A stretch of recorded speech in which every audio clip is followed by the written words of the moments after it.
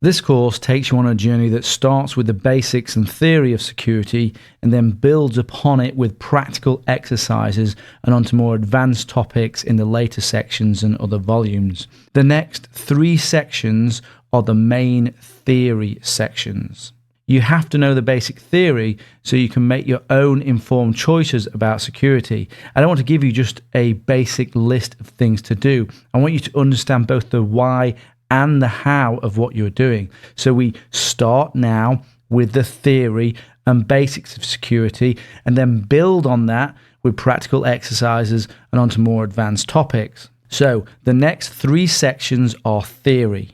After the theory sections, we build a lab using virtual machines, and after the theory, I then show you practical demonstrations which you can replicate using the lab. So we're starting with theory and then building up onto practical exercises. The theory is super important. Please don't ignore it, especially if you're new to cybersecurity, if you want to become an expert.